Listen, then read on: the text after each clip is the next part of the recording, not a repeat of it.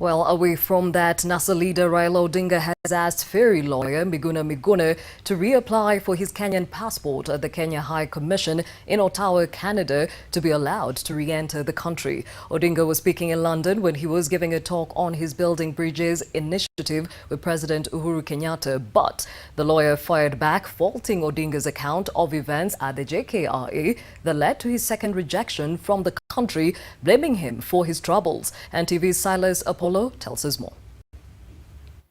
And then somebody raised the issue. This is the first time the NASA chief is giving his account of what happened at the Jomo Kenyatta International Airport and the circumstances surrounding Miguna Muguna's second ejection from the country. I am the one who brought Miguna into NASA. And Miguna was one of the team that saw me in as the people's president. And I raised this issue with Uhuru Kenyatta myself.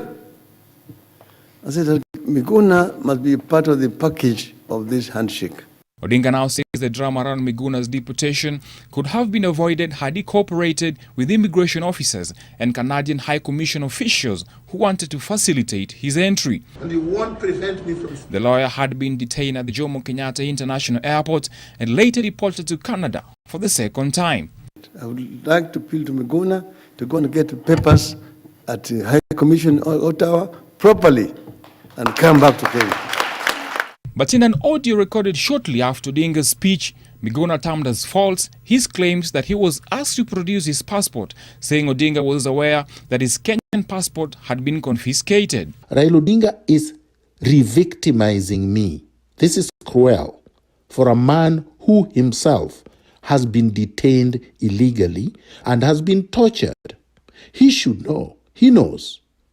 But how cruel can one be to minimize what I have gone through? It is not true that anybody asked me for anything at the airport. They simply refused to allow me entry. In fact, they had already booked a return flight for me in the Air Dubai flight that was leaving that night. He further says Odinga's suggestion that he reapplies for a passport doesn't apply, as the High Court had already ordered that the government gives it back. A passport does not vest citizenship. Less than 10% of Kenyans hold Kenyan passports, but they are still citizens. A passport does not vest citizenship. Birth does. If you're born in a country like I was, that citizenship is automatic. And unless you renounce it, and I have not renounced my Kenyan citizenship, you cannot lose it. Odinga was speaking to Kenyans living in the UK about his new partnership with President Uhuru Kenyatta and their shared vision of building bridges.